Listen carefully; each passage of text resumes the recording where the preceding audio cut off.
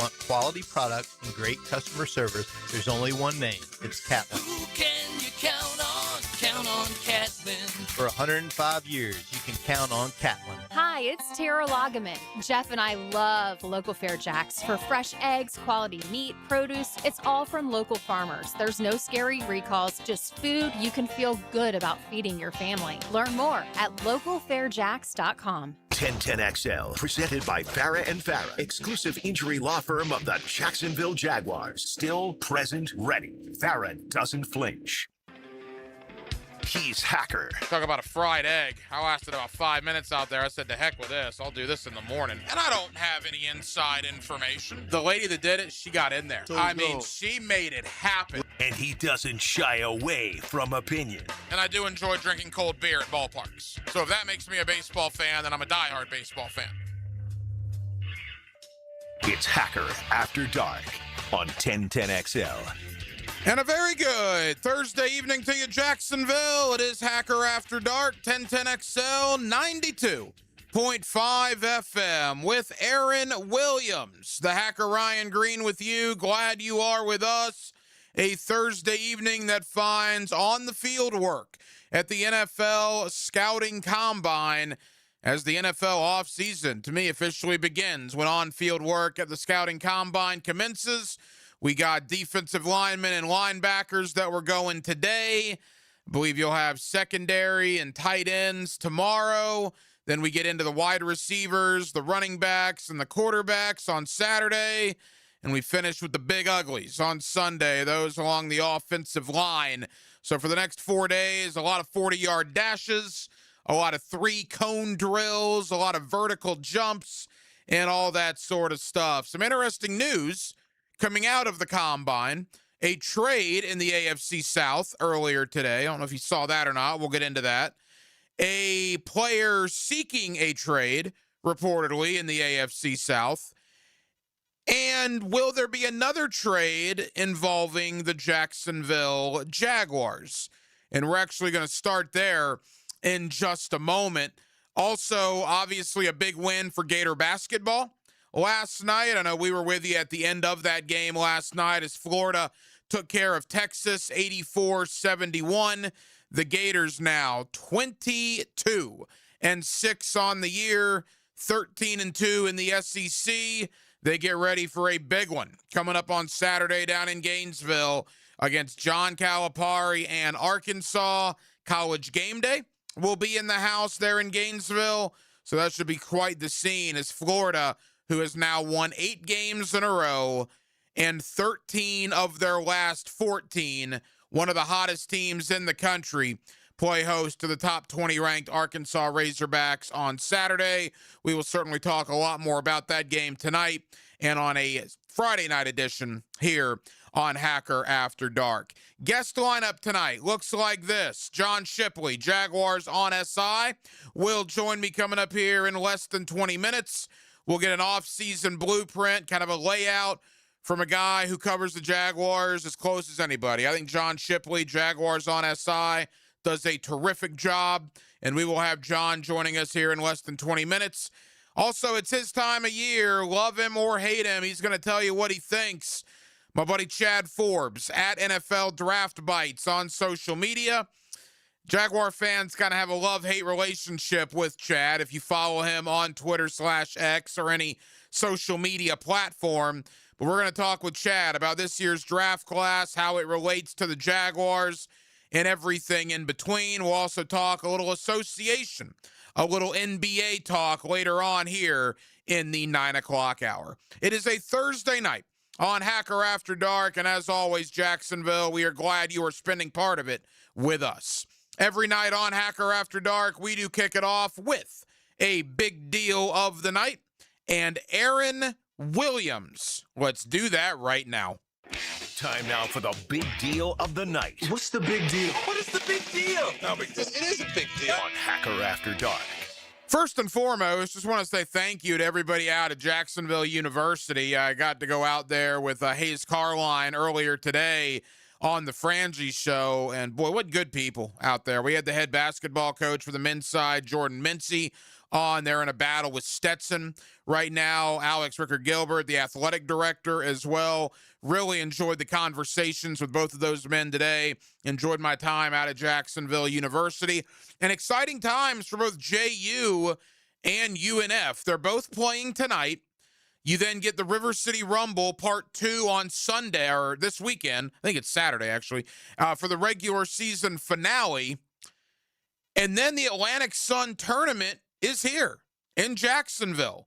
And what's an interesting setup is the first round of the ASUN Tournament, half the teams are going to play at JU in round number 1.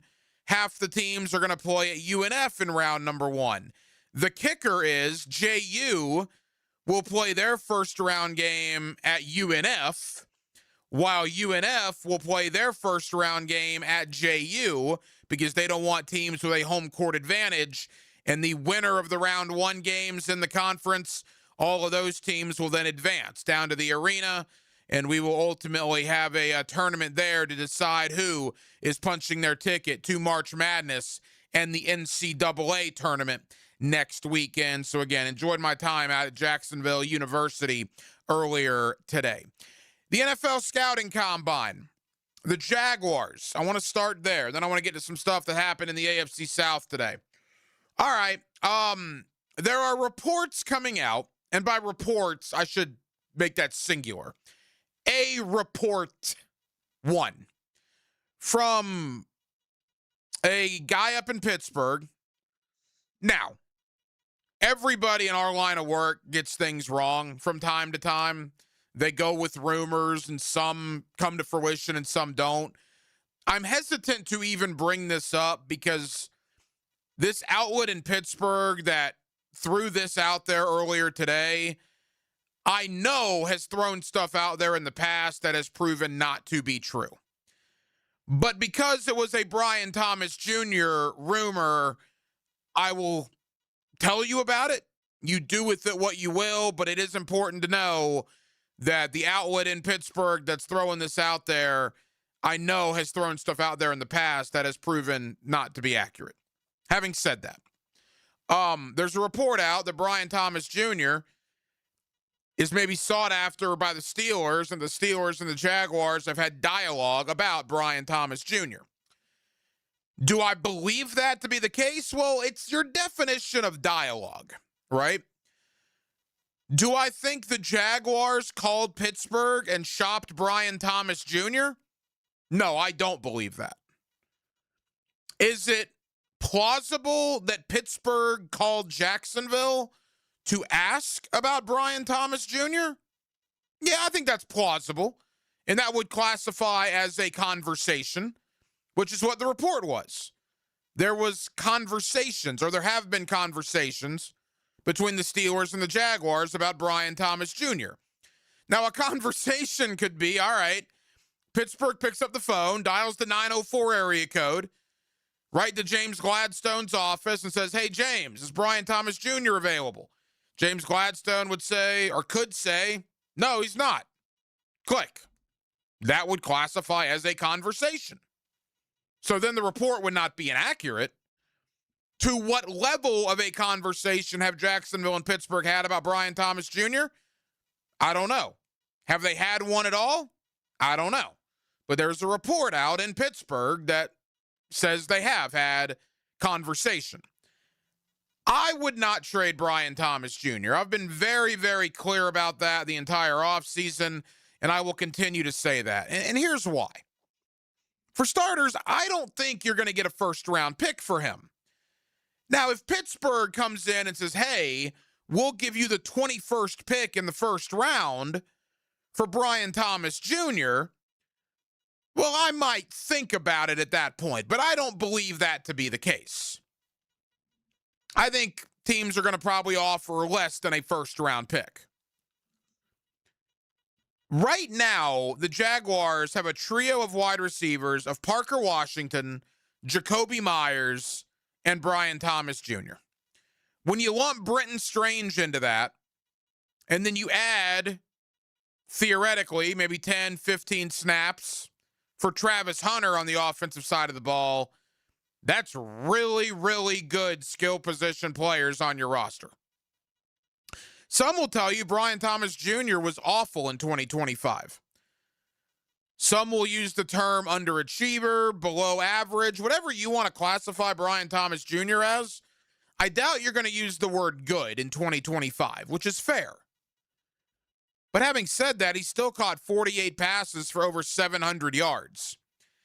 And if a bad or below average Brian Thomas Jr. season is 48 catches for 700 yards, what happens if he finds the form that he had during his rookie campaign of 2024, where he was a 1,200-yard reception guy, 85-plus catches, and 10 touchdowns?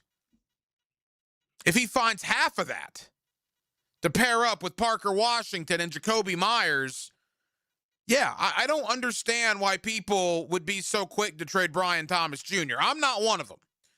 Again, unless I get a first-round pick in return.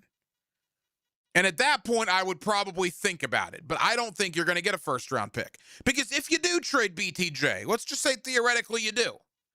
Well, okay, you still have Parker Washington and Jakobi Meyers, but then what? Travis Hunter's going to play primarily defensive back, is he not? Who's your third receiver? Who's your fourth receiver? You trade Brian Thomas Jr., you all of a sudden have needs at wide receiver. And I don't know if you saw this or not, but you don't have exactly a lot of cap room to work with. I did find it interesting today as well that almost every tight end that spoke about who they've talked with at the Combine, today was the day for tight ends to talk with the media. A lot of tight ends said they have met with Jacksonville, including Oscar Delp out of Georgia. I think the Jaguars are going to draft a tight end. I think they're going to draft one reasonably high. If I were a betting man, I would say they will draft a tight end in one of the first 4 rounds. One of their first 5 picks. Either the second rounder, one of the 3 third rounders, or at the very latest, the 4th rounder will be a tight end. There seems to be a lot of smoke there. That the Jaguars are looking to upgrade that position behind Brenton Strange. Quentin Morris is a free agent, set to hit the free agent market in 11 days. I would bring Quentin Morris back. We'll see if they do. And then as far as Johnny Munt and Hunter Long go, you could probably upgrade there. I like Johnny Munt, and I really like Hunter Long. Hunter Long is one of my favorite guys to talk to in the locker room. I'm a Hunter Long fan. But can you upgrade over Munt and Long? Probably. I won't sugarcoat that. You probably can. And it certainly appears that the Jaguars are doing their due diligence at the tight end position. As I talked about all week leading up to today as well, today was the D-line and the linebackers. You could legitimately argue 2 of the 3 biggest positions of need for the Jaguars this offseason are interior defensive line and linebacker. You're probably going to lose Devin Lloyd. Foyer's not getting any younger. And then as far as interior D-line, look, they were good against the run last year, right?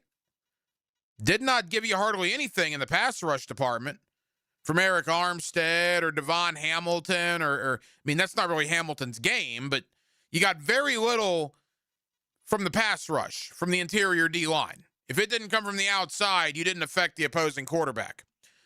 So I think interior D-line and linebacker, the guys that worked out today, certainly 2 of the bigger needs the Jaguars have, not only in free agency, but as the draft approaches. Of those first 5 picks the Jaguars have in April's draft, again, it's pick 56, 81, 88, 100, and I believe like 117. They have 5 of the top 120 selections, which is pretty good, seeing as how they don't have a first-round pick, to still have 5 picks in the top 120, 5 picks in the first half of the draft. In no particular order, I think you're going to be looking interior D-line, linebacker, tight end, somebody in the secondary, likely a corner, and perhaps a running back, depending on what happens with Travis Etienne. If those are the 5 positions they take in the first 5 picks, interior D-line, linebacker, tight end, corner, running back, I'd be pretty happy. In fact, I wouldn't necessarily hate taking 2 interior D linemen in the first 5 picks, but certainly you need at least 1. You then have 6 additional picks after that, 11 picks total, to figure out what you want to do with. I mentioned some news in the AFC South. We kind of knew this a little while ago, but it's being cemented again today that the Indianapolis Colts have basically granted Anthony Richardson, the former Gator, a chance to test the waters in the trade market, to seek a trade. My question is, if you're Indianapolis, what can you realistically expect to get for Anthony Richardson? 6th rounder? I think anything more than that, you're being awfully, awfully ambitious. I think if anybody calls you up and says, we'll give you a 6th round pick for Anthony Richardson, you say yes, and you do it on the spot. You hate to write somebody off, because as we saw this past year with Sam Darnold, he was written off in New York, right? They were done with him. Who got the last laugh there? He's a world champion. Cleveland was done with Baker Mayfield. He's become a perennial Pro Bowl caliber quarterback. Quarterbacks can turn the corner. But man, it has been bad for Anthony Richardson. Between inaccuracy and being able to just stay healthy, you want to talk about one of the bigger busts in the top 5 in the last decade plus. Unfortunately, Anthony Richardson's kind of got that moniker right now. He needs a change of scenery. The Colts probably want a new start. I think it's very, very evident that very, very soon Anthony Richardson will have another address in the National Football League. And then finally, the Titans made a trade today. Did you see this?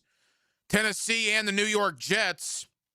The Jets send former Florida State defensive end Jermaine Johnson to Tennessee in exchange for T'Vondre Sweat, the big defensive tackle.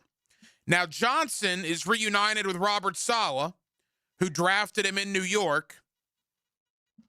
Obviously, Saleh wanted his guy. He wanted Jermaine Johnson.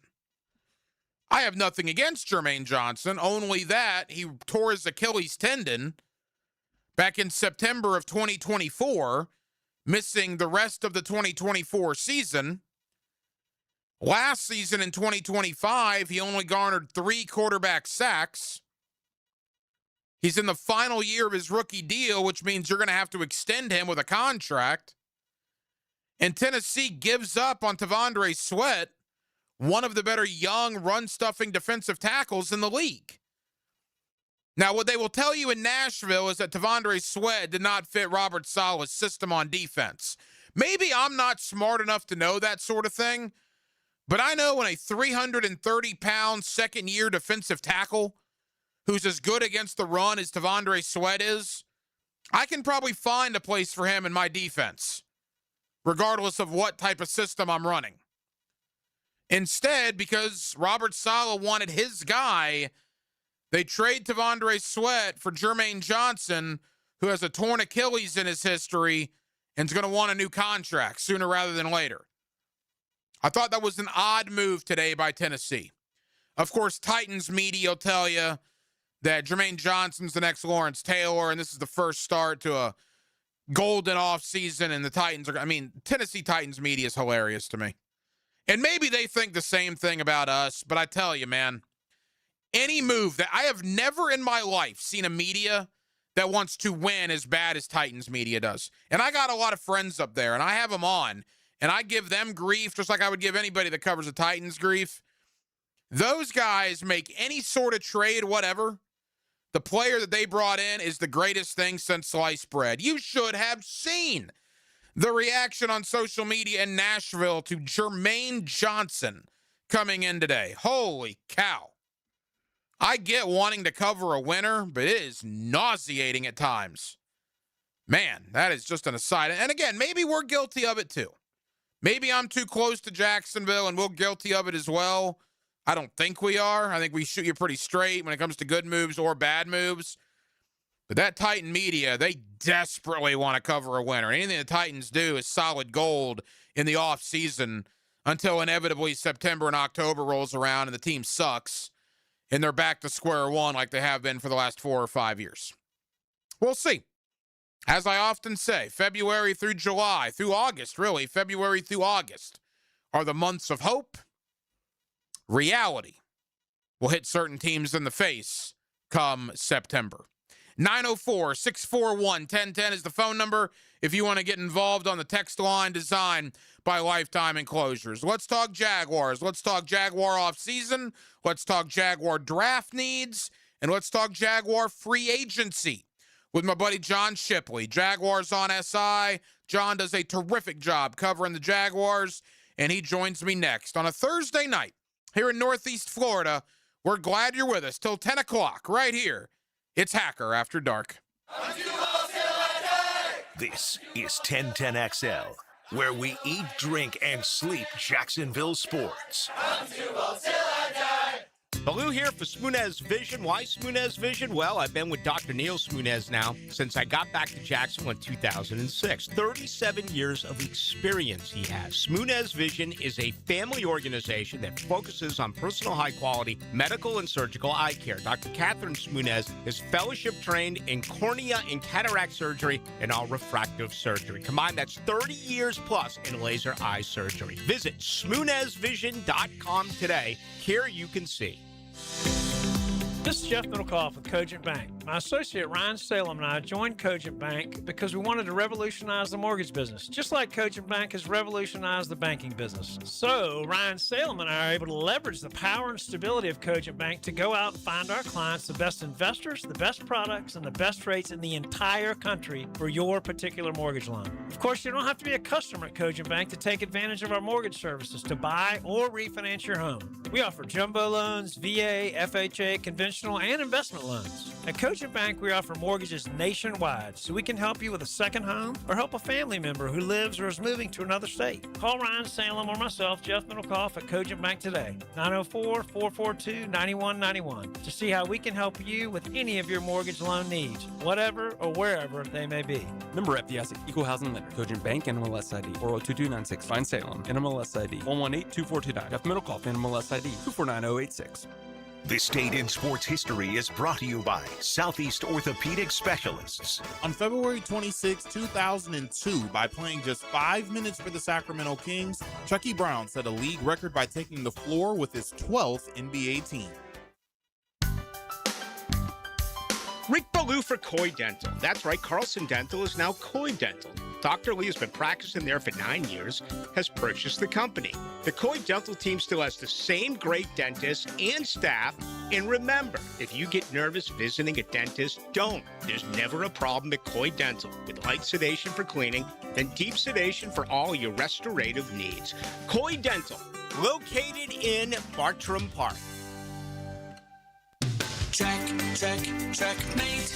I'm Brendan Cecilia, founder of Checkmate Coatings. And I'm Chester, company mascot at your service. There are 2 important steps to installing the perfect garage floor. The 2-stage coating application, sure, but nothing is more important than preparing the floor. Our team uses diamond grinding machines to grind your floors to a smooth, level finish. Only then can we... Hold on! You grind garage floors with perfectly lovely diamonds? No, Chester. We grind floors to perfection using the very best ugly diamonds. Too ugly for jewelry, but perfect for the grinding pads we use to prep the surface. Perfect preparation and application. Now that's a perfect marriage. Ugly diamonds? Check. Perfect preparation? Check. Smooth, gorgeous, gleaming floors that really catch your eye? Checkmate! Transforming your floors, making them great. Checkmate. Visit checkmatecoatings.com. Hey, it's Angela and Brian Wall. How many companies do you know in this day and age that actually want their potential customers to call their competition and get quotes from them? That's what Wonderworld wants you to do. Wonderworld knows there are other window companies out there, but we also know those other guys. When compared to Wonderworld, They can't offer you the quality at the price that Window World can. And with Window World, you get the absolute best guarantee there is in the window replacement business. If anything goes wrong with your new Window World windows, 5 years from now, 10, 15, 50, Window World and I will be there to fix it for you. You get peace of mind with Window World, and to top it off, Window World windows increase the value of your home. So look what you get with Window World. Quality windows, low price, the best guarantee in the business, energy savings, and an increase in the value of your home. A win-win for you. Call Window World today and get your free in-home estimate, or see them online at windowworldneflorida.com. Window World, simply the best for less. Thank you for your business. Window World also offers energy-efficient doors. 1010XL, presented by Farah and Farah, exclusive injury law firm of the Jacksonville Jaguars. When it's game time, Farah doesn't flinch. Here's another call on the 1010XL hotline, driven by Key Buick GMC, home of the lifetime powertrain warranty. Back here on 1010XL at 92.5 FM in the city of Jacksonville. We are glad you are with us. The NFL offseason about to get into high gear. Work on the field at the NFL Scouting Combine began earlier today. Of course, we are basically a week and a half, if you can believe that, until NFL free agency, and we are now less than 2 months away until the NFL draft. There's a lot to get into, particularly here in Jacksonville, and with that, my buddy John Shipley, Jaguars on SI, does a terrific job covering the Jacksonville Jaguars, and John's always kind enough to join us here on Hacker After Dark. John, how we doing, man? Hey, I'm doing great, my friend. How are you doing? Hey, John, we're good. Thank you for the time. All right, different combine than years past. Obviously, it's been well talked about this week that James Gladstone and Liam Cohen did not go up to Indianapolis. They're doing more of the Rams model that both learned under Les Snead and Sean McVay. But certainly an important combine for the Jaguars. Nevertheless, John, 11 draft picks in April's draft. And it looks like they're going to have to use a lot of those draft picks to replace some free agents they're likely to lose in a couple of weeks. Yeah, no, 100%. You know, I think you're starting to see more and more teams go toward this model. There were several, you know, they aren't the only people who aren't there in Indianapolis, not even, you know, just them, you know, outside of the Rams, obviously. There are other teams and coaches who are kind of doing this. I think even next year that there will be more and more as teams look to this, just because the event's changing so much. Fewer and fewer players are testing, and the interview process, while it does give a lot of decision makers a chance to kind of make first impressions, you know, because it's away from bowl games and stuff like that, it's still the NFL's equivalent of speed dating, and how much value you can actually get from such a small interaction. I mean, I'm sure a ton of general managers swear by it, but I'm sure a ton of general managers have also, you know, kind of missed on some picks that they could have sworn on it at the time after a short interaction. So I think if that's all you're missing, it's not a big deal. They obviously will still have people there for medical checks, still have scouts there. I mean, Anthony Hill Jr., one of our on SI people, you know, is there getting video, asked him if he's met with the Jaguars, and he said yeah. So it's obviously not impeding them in any aspect there. So I think it makes sense what the Jaguars are doing. They're clearly, to me, the scheduling of the combine kind of makes it unique, because right now, I think what the Jaguars are doing, this is just my thinking, not anything I'm reporting, but I'm imagining that they're spending most of their time on pro free agency. Mm-hmm. You know, it comes up in a couple of weeks. If the combine was after free agency instead of right before it, maybe that's different. But I'd imagine a lot of their time right now is spent in meetings talking about this upcoming free agent class.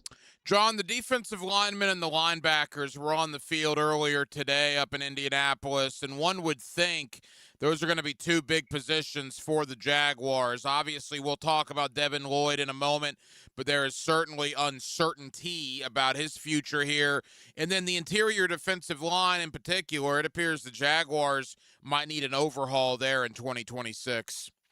Yeah, no, absolutely. There's a lot of key spots. I really think this cornerback class, you know, especially both, you know, free agency and the draft, that to me is the position the Jaguars, you know, whatever it looks like after free agency will obviously dictate a lot of things, but that's where I think a lot of attention needs to go to, because I think if there's any position that this staff can really hang their hat on and say, we developed these players at a high clip, it's that corner. I mean, they had young guys play well last year in Jarian Jones, in Christian Braswell, you know, and his snaps played. And Buster Brown obviously had a career year. Travis Hunter obviously played well in defense, and they added a pass game coordinator on defense, who obviously Camp Neely is, extremely high on. I'd imagine that they're comfortable, spending some picks on some young guys or signing some young guys who maybe haven't had a lot of experience and letting them go out there and play and develop. I really think this cornerback class is kind of shaped up to be a perfect time for the Jaguars' need at corner because, Buster Brown and Greg Newsome, regardless of, whether they retain one of them. I think it's unlikely, obviously, they retain both. One way or another, you're losing a guy with a ton of starts and a ton of snaps from last year. And getting Travis Hunter will obviously, I think he'll be there de facto number one corner next year. But I think you also have to factor in, he's going to be playing some offense. You have to factor in, I think, to an extent, Jordan Lewis's injury because what does the timeline look like there? I think this is a good time for them to look at that spot. John Shipley, Jaguars on SI with us here on 1010XL in Jacksonville. John, the Jaguars do have 4 picks in the top 100 despite not having a first-round pick. And if you even go back to last year, Travis Hunter played 7 games. Caleb Ransaw never played. He got hurt in the preseason. And Wyatt Milam only played sparingly in the last month and a half of the year. So not only do you have 4 picks in the top 100, but your top 3 picks from last year's draft probably have something to prove in 2026. So despite not having a first-round pick, I think there's got to be a lot of optimism about some of the young guys the Jaguars will have on this roster next season. No, absolutely. You have to factor that in, to an extent, really. The fact that getting Ransaw back really will kind of be like getting, second or third round pick because he didn't play last year. You don't know what you have in him. He's going to be debuting. Travis Hunter, to your point, only played the 7 games. They're going to be relying on young guys quite a bit next season, I think. And I think that they are going to be taking the model of, what the best franchises do. And, not to use the Rams card over and over again, but the Rams have been a terrific draft and develop team. They draft a lot of guys, and a lot of guys make the team as rookies, and a lot of guys play a role and eventually develop into long-term pieces and cornerstone guys. And I think that's what the Jaguars will look to do this offseason and moving forward. I think that next season, the importance of the 2025 draft class for the 2026 season, I don't think you can say enough. Between Hunter, between Ransaw, you might need, obviously, Wyatt Milam starting. You might see Tuden starting. Obviously, Jack Kaiser. Could he play into, Devin Lloyd leaving, so on and so forth. I think it has to be a big year for that class. Boy, free agency got here quick. 11 days away from NFL free agency, 13 days away from when contracts can officially be signed. Let's go there next. You mentioned Newsome and Brown. I have not talked to one person, John, not one person in the last 6 weeks when I asked this question that prefers Newsome to come back instead of Brown. Are you along the line of same thinking that if they bring one of them back, it needs to be Buster Brown? I think so. I think that just because of, obviously, he's a well-liked, well-respected guy, kind of cut his teeth as a developmental player. And he obviously fits one part of the scheme so well.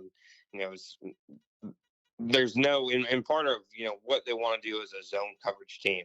He's a great fit. The only thing I have hesitation for, and the reason why I don't think it's a slam dunk they should bring back Buster Brown, is because I do think in a way your hands might be kind of tied behind your back a little bit, if he's playing a big role in your defense. He's a great zone corner. But, we saw it last year on several occasions. Teams can kind of, pick on him a little bit by having guys run by him. Speed is why he was drafted as late as he was, and it's part of the reason why, he had to kind of fight and develop to become a starter. So would he allow you to play more man coverage, which I think if you ask the Jaguars what's their preferred way to play, I think it'd still be zone coverage. But I also think they want the ability to mix it up, when they need to, and not to be completely dependent on it.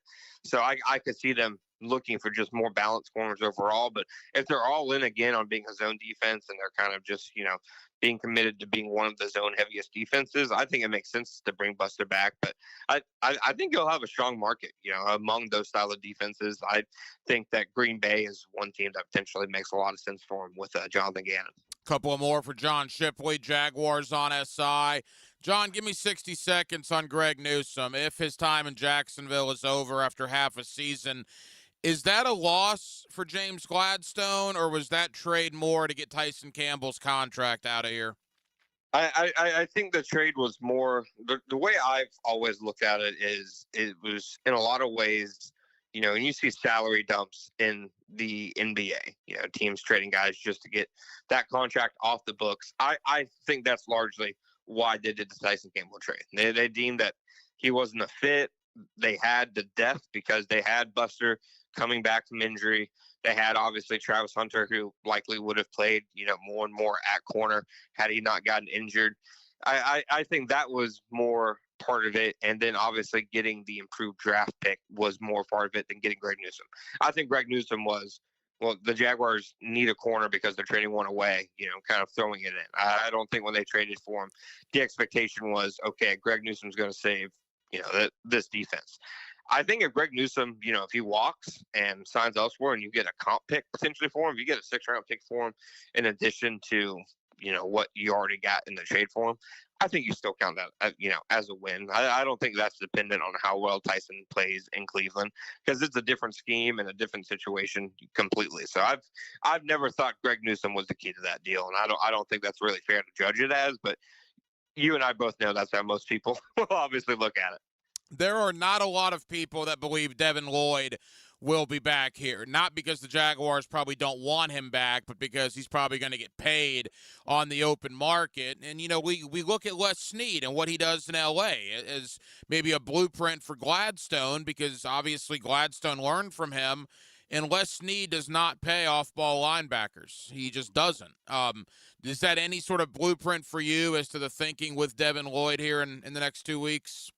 To an extent, I would say, though, that I think a bigger part of it isn't even how much they value linebackers, just what the market is. I mean, there is no other, linebacker who hitting free agency who had close to the year Devin Lloyd had last year. And the teams are just not letting many good players hit free agency anymore, with the rising cap, with the tags. I mean, look at this free agency class. It is not very top heavy. There's a reason it is not a good free agency class, and there's a very good chance he signs one of the most lucrative deals of any player just because of the strength of that class. And he's as a second team all-pro linebacker, he is undoubtedly one of the best players in the class, and teams with money to spend who are looking to improve. I mean, the Jaguars are one of those teams that doesn't even really matter if it's the right decision. You feel like you have to spend the money and you have to add talent in some way. So that's more so what I see it. I think the Jaguars probably in a perfect world would love to have Devin Lloyd back. He's a very unique talent.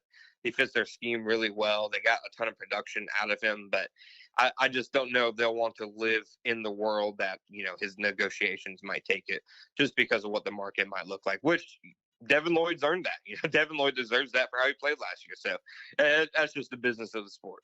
I want to end with a thought on ETN, but if Devin Lloyd leaves, is that Ventrell Miller or Jack Kaiser, or is his replacement currently not on the roster?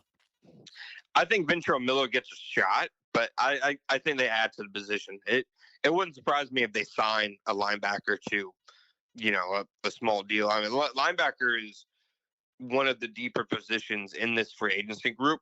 One guy who I think could make a lot of sense, Quay Walker, former first-round pick, had his best year under Anthony Campanile. The Jaguars, it was a former regime, so it's not relevant to today. It's just more of a, cool coincidence. They were very high on him in 2022, and a lot of people thought, they were going to spend their second-round pick on him if he was available. He obviously got drafted much earlier than that to Green Bay. Jaguars would trade up and take Devin Lloyd. It could be kind of a full-circle moment. I don't think he'll get, close to what Lloyd gets after, his kind of up and down time in Green Bay. But he's somebody who I think could be a name to watch. No, I like that because Campanile did a really good job with him the 1 year he was there in Green Bay, plus Quay Walker, a former Georgia Bulldog, obviously very familiar with this part of the country. ETN, to me, is the more complicated one, maybe the most complicated one of everybody. Look, he was awesome in Liam Cohen's offense last year. He just turned 27. He probably thinks he and his agent, and his reps, he probably has one big contract left. We just saw Javonte Williams re-sign in Dallas, kind of setting the running back market, with Breece Hall likely getting tagged We'll see what Kenneth Walker ends up doing in Seattle. But how do you see the whole ETN situation when it comes to the Jaguars?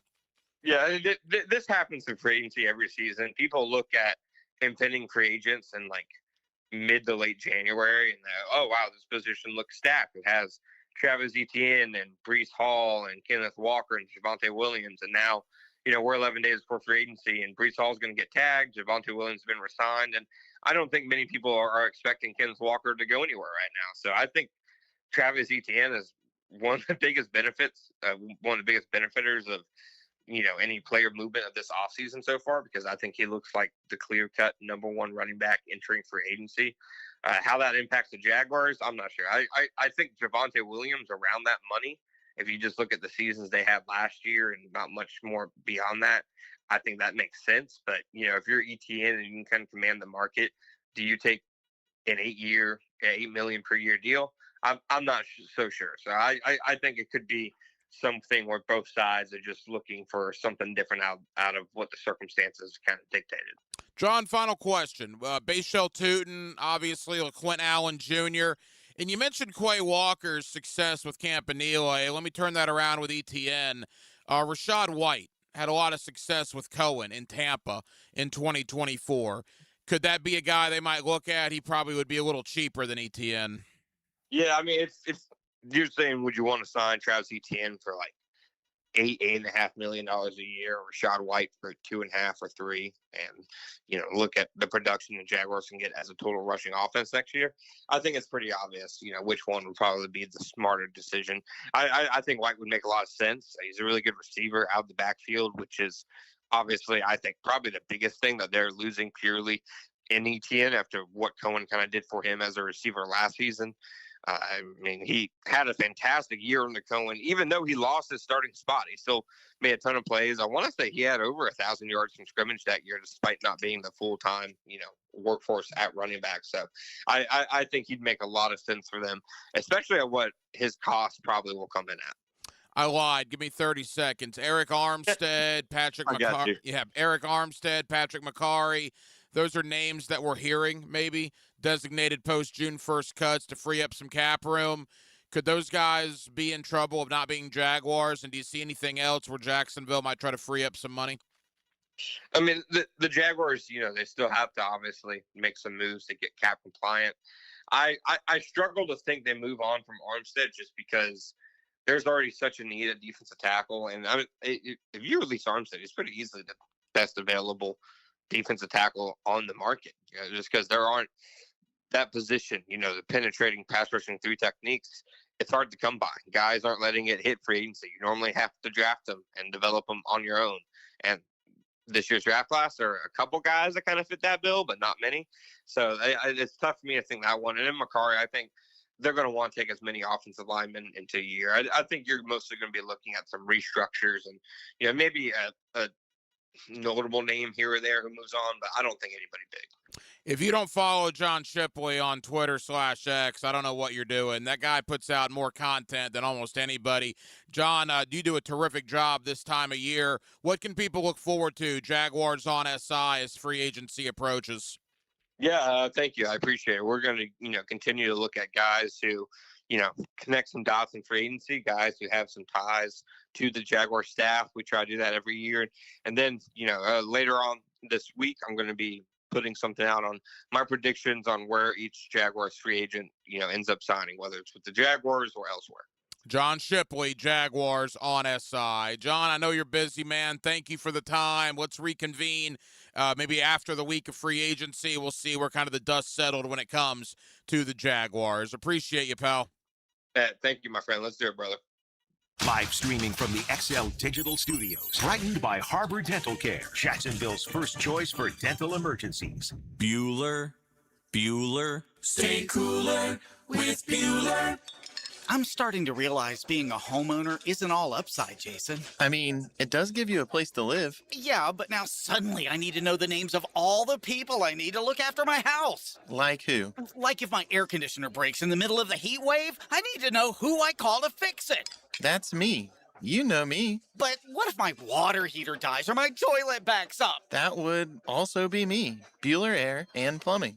Okay, fine, but what about my duct cleaning and my water filtration and my sewer drain? Where am I going to find all those guys if something goes wrong? I'm just a guy with a house and a dream and... This pair of sunglasses. Whoa. Bueller Air & Plumbing is the only name you need to know. Our club members even get 2 free visits a year, so you know we're there when you need us. Well, that's cool. Stay cooler with Bueller. Visit BuellerAir.com. David Garrard here. Playing in the NFL can put a lot of wear and tear on your body, especially your knees. Southeast Orthopedic Specialist has kept me mobile and ready to tackle every day. Southeast Orthopedic Specialists.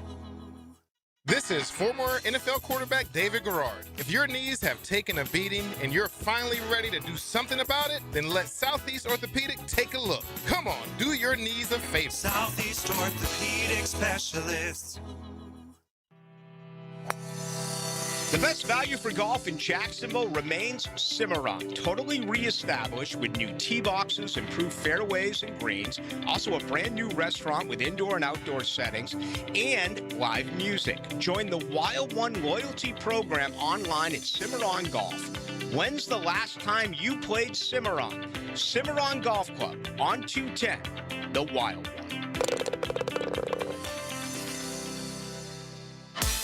Bro, have you heard about the hottest and newest sports league in town? Vanguard Sports League isn't just VIP, it's the standard. Smoke-filled tunnel intros, cool benches with canopies, big scoreboards, championship rings, and convenient locations all across Jacksonville. Oh, and Mascot Potty's there hyping everyone up every game. No wonder it's the talk of the town. Spring and summer registration now open. Search VanguardSportsLeague.com today. Are you looking for a place to outfit your truck or van? It's Catlin Truck Accessories. For 105 years and 4 generations, Catlin is the name you can count on. This is Keith Catlin, and we know trucks and vans too, from Lear toppers, ladder racks, van shelving, strobe lighting, roll and lock bed covers, and everything in between. If you want quality products and great customer service, there's only one name. It's Catlin. Who can you count on? Count on Catlin. For 105 years, you can count on Catlin. At Hollis Pools, building a pool is personal. We sit down with you, listen to your vision, and bring your backyard dreams to life right here in Northeast Florida. Working with us doesn't feel like working with a contractor. It feels like working with family. Every Hollis Pools project supports Project Savior Outdoors, helping bring hope to our veterans. Visit HollisPools.com. Hollis Pools, your vision, your pool, your escape. License number CPC 1461233. When it comes to glass, you don't want average. You want flawless. Duval Glass and Mirror has transformed homes and businesses across Jacksonville for over 35 years. Frameless showers that wow. Mirrors cut exactly to your style. Fogged or broken glass replaced. Decorative tabletops. Windows replaced or repaired to stand up to Florida storms. All backed by a 100% guarantee. Visit DuvalGlass.com for your free quote. There's only one name for glass and mirror around these parts. It's Duval! 1010XL, presented by Farah and Farah, exclusive injury law firm of the Jacksonville Jaguars. Focus, fueled, fearless, Farah.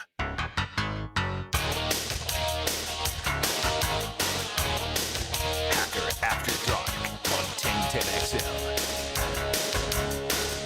Thank you to John Shipley, Jaguars on SI, for joining us tonight here on Hacker After Dark. NFL Scouting Combine, defensive linemen and linebackers took the field today.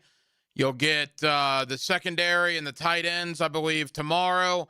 And then the skill position, right? The wide receivers, the running backs, and the quarterbacks will take center stage on Saturday. More on the NFL Scouting Combine coming up in just a bit. Also, Chad Forbes at NFL Draft Bites on social media. He joins me coming up here in about 25 minutes or so. Action in the NBA tonight down in Orlando. They have gone to halftime. Kevin Durant and the Rockets are in town. Orlando, a 10-point lead. Magic lead 53-43. Magic coming off victories over the Clippers and the Lakers. Another West Coast opponent tonight, or a Western Conference opponent tonight in Houston. And they do lead the Rockets by 10 at halftime. Speaking of college basketball, I mentioned earlier, big win for Florida last night. I talked to Jerry Palm earlier today. Jerry Palm is a bracketology guy. We're going to have him on tomorrow night. He's done it for over 30 years. And I laid out a scenario where, okay, if Florida wins their last 3 games and wins the SEC tournament, enters on a 14-game winning streak into March Madness, is there any conceivable scenario where they would be a number 1 seed? And he basically said no. Conceivable, no. Now, if teams above them were to lose 2 or 3 games down the stretch, well, then obviously at that point, all bets are off. But conceivable, probably not. Florida had too much damage in the non-conference to probably get a number 1 seed. Because you got to think, Michigan, Duke, Arizona, I think all 3 of those teams only have 2 losses apiece. And then you got your UConns of the world, Iowa State, teams like that. There's probably just too many teams. But Joe Lunardi, another bracketologist, ESPN.com, put out his new one today, and Florida's already on the 2 line and playing in Tampa in the round of 64 and the round of 32. That's been my goal for the Gators the entire season. Be a top 4 seed in one of the regions, get to Tampa, and it looks like they've already accomplished that. It would be shocking, quite frankly. In fact, Florida would probably have to lose out. They would have to lose to Arkansas. They would have to lose to Mississippi State. They would have to lose to Kentucky. And they'd probably have to lose their opening game in the SEC tournament to have any chance of not being in Tampa. And even at that point, I think there would be an argument for them to still be a 4 seed. But they're not going to lose their next 4. They've won 13 of their last 14. And dare I say, again, it's going to be awfully hard to repeat. Certainly not saying they're going to repeat. Very, very few teams have done it. But February this year compared to February a year ago, you could argue this Gator team is playing better. They're certainly beating people by a larger margin than the team last year was, who obviously went on to win a national championship. More in the world of college basketball coming up in the 9 o'clock hour. Again, thank you to the great folks over at Jacksonville University. I was out there earlier today with Hayes Carline on the Frangie Show. Really enjoyed the conversation with head coach Jordan Mincy and athletic director Alex Ricker-Gilbert. So certainly enjoyed my time out at JU earlier today, as the Atlantic Sun Tournament is one of the first conference tournaments to tip off. And that will be here in Jacksonville beginning next week. Somebody a week from Saturday is going to be dancing into the NCAA tournament out of the Atlantic Sun. And all of those conference tournament games will take place right here in Jacksonville, Florida. Coming back with combine news, some NFL draft news, some rumors as well. Jacksonville, we're glad you're with us. We're here till 10 o'clock. As always, it is Hacker After Dark on 1010XL and on 92.5 FM. Catch Gators basketball on 1010XL. The smoking hot 7th-ranked Gators get the top 20 Razorbacks at the O-Dome. Saturday night at 8 on 1010XL. Bret Michaels. Live and amplified tour. With special guest Tesla. March 8th, St. Augustine Amphitheater. Voted one of the most electrifying and engaging shows on tour. Tickets on sale now at AXS.com. Bret Michaels and Tesla. The party starts now. Something new is swinging into town, and you're invited. Pine Royale Golf is celebrating its grand opening, February 27th from 11 to 3. Come tour the property, enjoy free limited play on the Trackman driving range, plus giveaways, contests, and free snacks. Dress in your best funky golf style for photos and prizes. Take a shot at the $500 hole-in-one challenge. It's golf, games, and good vibes. Search Pine Royale Callahan to learn more. Joe Coward, Matt Hayes, and Leon Searcy are serving up your daily dose of sports talk specials from scratch. I didn't know you could. XL Primetime is driven by Duval Ford. These are delicious. Noon to 2 weekdays on 1010XL. Hey folks, Rick Ballou here from the Blue Crab Crab House. February means the Mardi Gras menu returns to the Blue Crab Crab House. Gumbo, shrimp Orleans, black and red fish, appetizers, dessert, and more This includes, of course, their regular menu where you get crabs from the Alaskan waters, the Canadian waters, the Southern Georgia waters. It's only at the Blue Crab Crab House. Doors open at 4:30, San Jose, and of course, Julington Creek Road. Get your tickets for the Tom Coughlin J Fund Wine Tasting Gala. Join Super Bowl winning coach Tom Coughlin at VyStar Ballpark Thursday, March 5th and raise a glass to help local families tackling childhood cancer. Enjoy hundreds of wines from around the world and food from top local restaurants. Buy tickets and learn more at tcjfund.org/wine. tcjfund.org/wine. Hey Jacksonville, it's Fred Taylor. If you've been in an auto accident, you need a team who knows how to get you back on your feet and back to your life.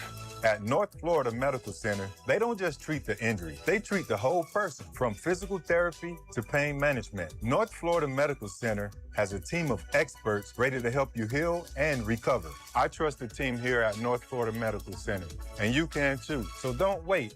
Call North Florida Medical Center and get the care you deserve. Create a backyard your family will love. Jack's Outdoor Solutions, an authorized dealer of Celebrity Greens, installs PGA quality artificial turf golf greens and complete outdoor spaces. From turf to custom hardscapes, landscaping, and lighting, every project is built for style, durability, and family fun. Locally owned and trusted across Northeast Florida, customers rave about their results. Check their 5-star reviews on Google. Plan your dream backyard today at jacksoutdoorsolutions.com.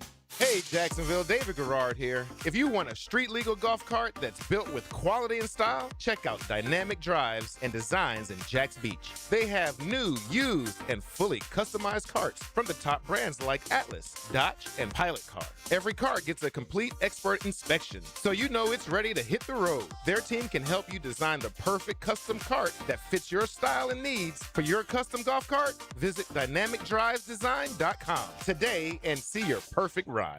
Hicken here. Experience crystal clear vision with the Eye Associates, formerly Bow 9 Associates, Schneider Eye and Wellness Center, and Janet Betchkel, MD, Jacksonville's leader in advanced eye care. From routine eye exams to specialized vision care, their experienced team dedicated to improving and preserving your vision. The same care you come to trust, now with a new name. To schedule your appointment today, call the Eye Associates, formerly Bowden Eye Associates, Schneider Eye and Wellness Center, and Janet A. Betchkel, MD, at 296-0098. 1010XL, presented by Farah and Farah, exclusive injury law firm of the Jacksonville Jaguars. Still present, ready. Farah doesn't flinch.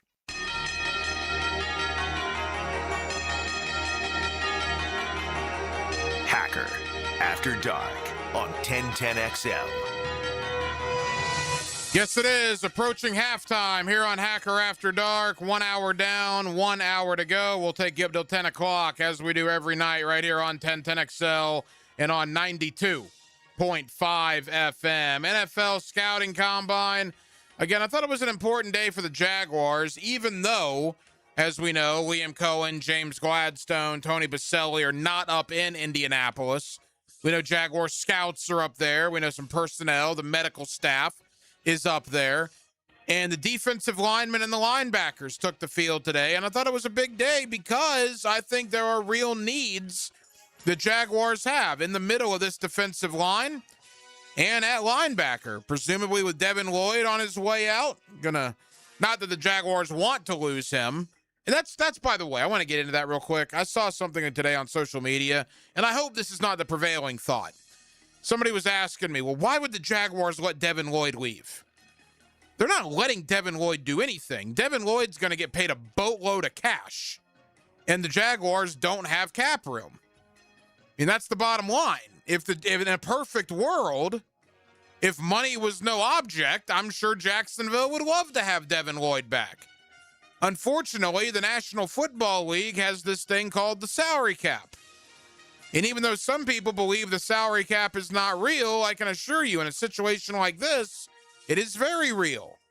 Because Devin Lloyd is projected by some to get upwards of 19 or 20 million per year, maybe be the highest paid defensive player in free agency, and some team that has a lot more money than Jacksonville can offer Devin Lloyd that, and the Jaguars cannot. Perhaps something similar with Travis Etienne. Who knows? Travis Etienne, we'll see what he gets on the market. Will that be based on what Javonte Williams got in Dallas? Williams got $8 million per in Dallas. I would expect Etienne would probably ask for a little more than that, although Javonte Williams had a pretty good year in Dallas in 2025. The Jaguars just simply don't have a lot of room. You know all those guys they released and traded? All that dead money we've been talking about? Well, at a certain point, you make your bed, you got to lie in it. Or in this case, Gladstone didn't make the bed. He's trying to clean up the mess that Trent Baalke left him. And at some point, you got to lay in your bed and take your medicine when it comes to the cap. And this might be the offseason the Jaguars have to do that. So there's a real chance they're going to have to replace Devin Lloyd. And will they do that in pro free agency, or will they do that with a draft pick, say in maybe a round 3 selection during the draft? We'll see. But Devin Lloyd, Etienne, Monteric Brown, Greg Newsome, all these guys set to hit the free agent market on Monday, March the 9th. That's when negotiations can begin. And, of course, contracts can be signed when the league calendar year begins on Wednesday, March the 11th. Quickly, other news around the National Football League. A couple of Gators worked out today. Caleb Banks, George Gums among them. Boy, Banks is picking up right where he left at the Senior Bowl. People love Caleb Banks. People love his athleticism, his versatility, 40-yard dash, the cone drills. Everything's checking out for Caleb Banks. I think that guy's going to ultimately wind up in the late first, early second round.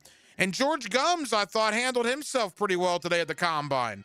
A 4.66 40-yard dash for George Gums, or as Gator fans refer to him, the flag planter there at Doak Campbell Stadium back in 2024. He'll forever be in Gator hearts for that one. Tomorrow, secondary and tight end. Speaking of tight ends, a lot of tight ends are saying they've had dialogue with Jacksonville. It looks like tight end is a position Jacksonville's looking at in the draft. We know Brenton Strange is here. Quentin Morris is a free agent. Can you upgrade from Johnny Munt and Hunter Long at the backup tight end position? Jaguars are talking to a lot of them. Is that smoke, or is there something to that? Finally, Anthony Richardson in Indianapolis allowed to seek a trade. Looks like his days as a Colt are numbered. And one trade did go down in the AFC South today. The Titans sent Tavondre Sweat, their big defensive tackle, to the New York Jets for former Florida State player Jermaine Johnson. Johnson was a first-round pick for New York when Robert Saleh was the head coach of the Jets. Of course, Robert Saleh, now the head coach of the Titans, and he gets reunited with Jermaine Johnson. More on the NFL draft, more on the Jaguar offseason. My buddy Chad Forbes, you follow him on social media at NFL Draft Bites. Jaguar fans, love him or hate him, Chad will tell you what he thinks. He doesn't sugarcoat very much. And we'll talk to Chad Forbes next on a Thursday night here in Northeast Florida. It's Hacker After Dark.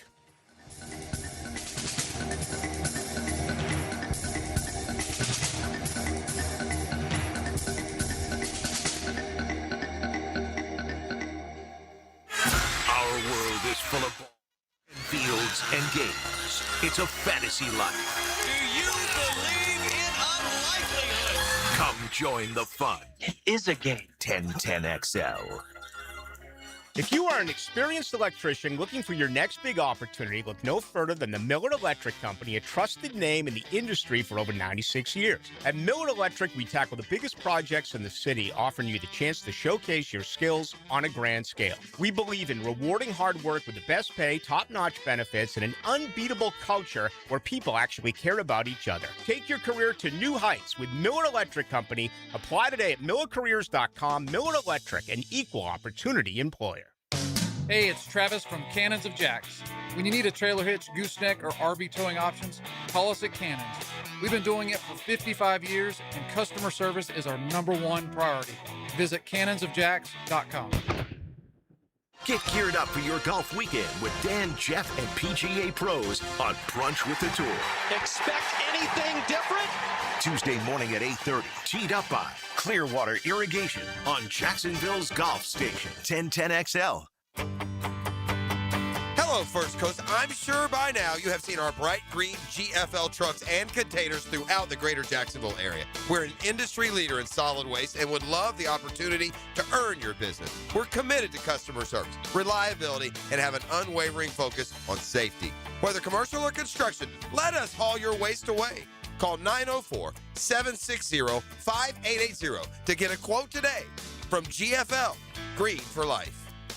Hi, this is Dale Murray with Murray Automotive Group in Stark and Kingsland. Save yourself from those big city dealers and their fast-talking mumbo-jumbo. No matter what your automotive need is, we've got you covered. Ford, Chrysler, Dodge, Jeep, Ram, and nobody beats our prices. I mean nobody. Shazam! Plus our exclusive 15-year, 150,000-mile warranty included on every qualified vehicle. And we'll trade anything from high heels to wagon wheels. Compare our prices online at ShazamAuto.com. Then come see me, Dale Murray. I'll be waiting for you. Shazam! Home of the Jaguars. WJXL AM Jacksonville Beach. WJXL FM Jacksonville Beach. Frank Frangie here for Coil Fencing. Since 1927, Jacksonville has trusted Coil Fencing to protect what matters. And I trust them too. From tough chain link to your commercial project to sleek aluminum fencing your HOA will love, Coil does it all. Did you know that Coil can also install, service, and maintain those automatic gates that help protect your neighborhood or business? To schedule a complimentary consultation, visit CoilJacks.com. That's COYLE Jacks.com.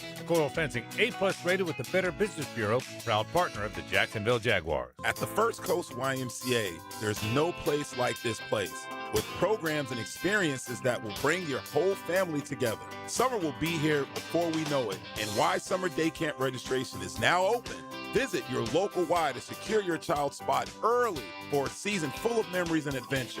Don't delay. Day camps will fill up. There's no place like this place, so visit your local Y to sign up or online at fcymca.org. Search Summer Day Camp. The Jacksonville Icemen are in town for a pair of games this Saturday and Sunday. Saturday, it's Military Night, presented by the Nimnick family of dealerships, as we honor our military, and the Icemen wear special themed jerseys. Then, Sunday at 3, it's a Publix Family Fun Day. Take a shot on goal on the ice after the game. Tickets at Ticketmaster, JacksonvilleIcemen.com, or call 904-602-PUCK.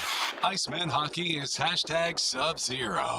The month for love is a perfect time to get your home organized. Hey, this is Lauren Brooks, and I love our closets from Closets by Design.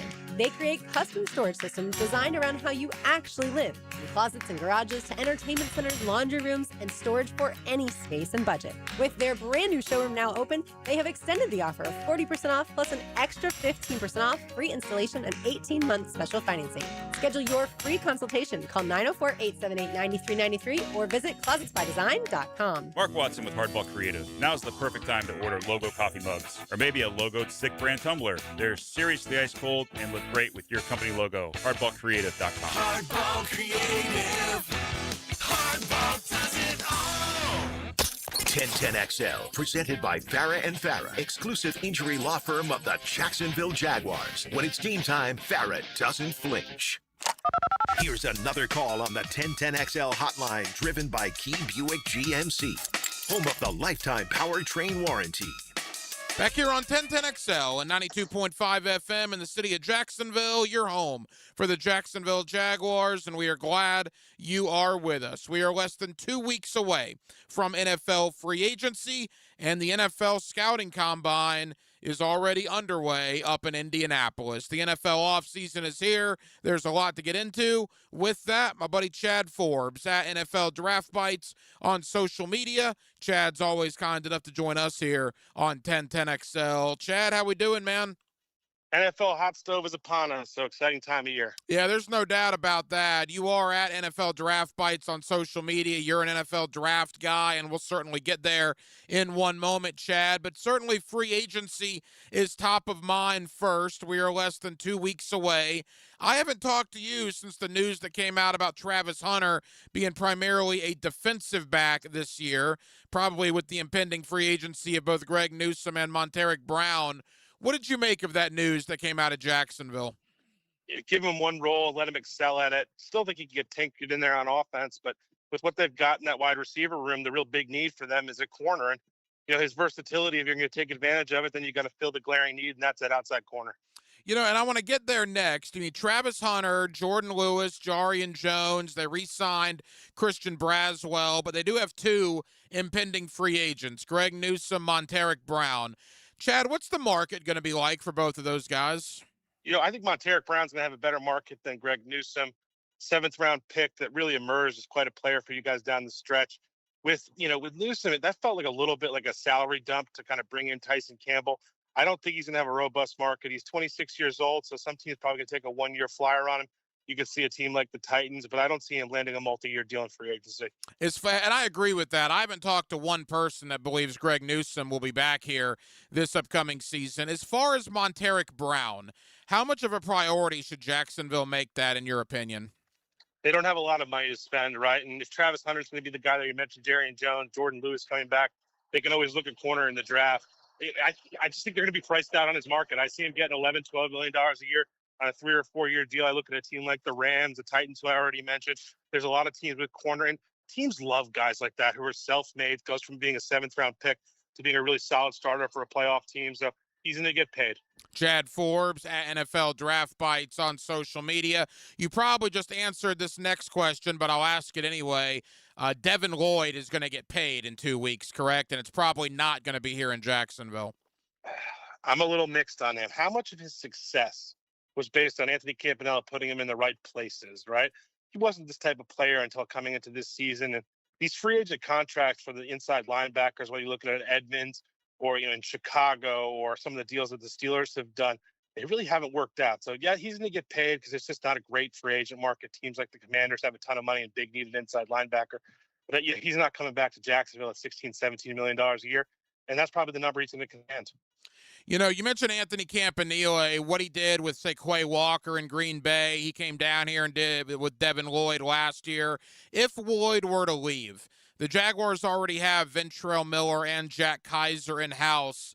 Should they look at one of those guys to replace Lloyd, or they need to go in the draft or in free agency?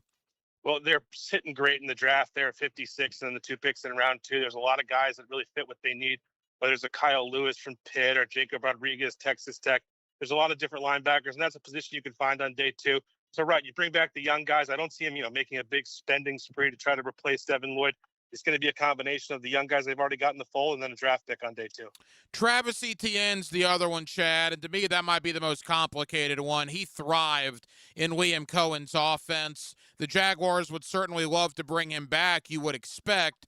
The question is, will he price himself out of the market? He's 27. He probably only has one really big contract left. And I guess what complicates it more is Javonte Williams, what he just got in Dallas. What does that do to Etienne's market in a couple of weeks? Well, I've got Etienne at $12 to $13 million a year. I look at teams like the Titans and Texans in your own division. You've heard a lot of rumors about the Bears trying to upgrade running back. Kenneth Walker getting to free agency might hurt his market a little bit, but they're going to be priced out on Travis Etienne. And again, it's like last offseason, they spent big in free agency. They've got to pay for it now. And sure, they can go out into the market again and try to find a cheap running back to combine with Tootin and the kid they drafted, Allen from Syracuse. But I don't see them spending on Travis Etienne. I think you're going to see a big exodus of players here. If Etienne leaves, and I would tend to agree with you that I would be somewhat surprised if he came back, Rachaad White seems to make a lot of sense. He's the same age. He'll be cheaper, and Liam Cohen's familiar with him from his time in Tampa. Yeah, he sure does. I think they might need more of a power guy. I look at the running back from Carolina that came over from Dallas as a potential fit. There's going to be guys out there that are running backs. You don't really have to spend big on the position. I think they do like Tootin, LaQuint Allen. But, yeah, there's going to be some veterans out there. I see White getting more money than people imagine. So I think the Commanders will be interested in $7 or $8 million a year. So it really depends on how much they want to spend at running back. A guy that's really interesting, if he gets to free agency, he should be cut by the Bears, and they want to kind of protect the compensatory picks, would be the running back from the Bears. The name escapes me, the old Georgia back. DeAndre Swift, yeah. Yes. Chad Forbes at NFL Draft Bites on social media. All right, you are NFL Draft Bites. You're an NFL draft guy, so let's go there. But before we go there, Chad, let's rewind the clock back to last year. The Jaguars won 13 games. Only 7 games Travis Hunter played. Caleb Ransaw did not play. And Wyatt Milum played sparingly at the end due to injuries. So even though the Jags don't have a first-round pick, their top 3 guys from last year's draft all probably have something to prove here in 2026. Right, and even after the trade for Travis Hunter, you saw that Rams philosophy of drafting in bulk, right? Bring in a lot of bodies and let them compete. And again, in this draft, even though they did give up the first-round pick to go up and get Travis Hunter, they've got a lot of picks sitting there on day 2. They got a lot of opportunities, and they got those guys coming back. They've got better depth on the roster than they did certainly a year ago. The thought with Ransaw is that he's a safety and maybe could play nickel. What does he do to the Jaguars secondary if Brown and Newsome are gone? You know, I mentioned Jarian Jones, Jordan Lewis, Travis Hunter. I didn't mention Caleb Ransaw. How might he fit in? Yeah, Ransall's probably a 4th or 5th corner. I think he's got versatility to play safety or corner. I also look at Rashawn Lane. He could get some reps there, safety. And then, they've got some versatile pieces in the secondary. Jordan Lewis coming back is going to be helpful. And they've got some work to do in the secondary, but it's not a glaring need, especially if they can get Travis Hunter to be the cornerback they think he's capable of. Truthfully, I've only dove into the NFL draft here over the last couple of weeks. I'm having to catch up. Guys like you have been studying this class for a long time. Here is what I've been told. You tell me how accurate this is. There might be only 13 to 15 guys with true round 1 grades in this year's draft. A lot of good depth, a lot of good guys that you'll get in day 2, but maybe not very top-heavy this year. Is that the way you see it? Yeah, 100% that's the case. And it's a good group at defensive tackle, the edge rushers on day 2. There's some linebackers there. The corner group kind of thins out there on day 2. But, again, it's a strong depth class, and there's really not the premium players at top that we've seen in the past.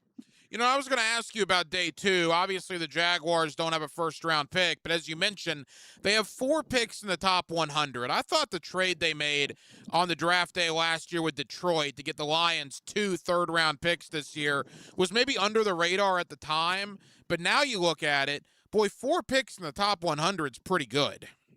Right, and you look at a guy like Wyatt Malum, right? They got him last year in that day 2 slot, and if you can get players like that who sure didn't have the big rookie season, but feature into your kind of rotation or maybe be a starter.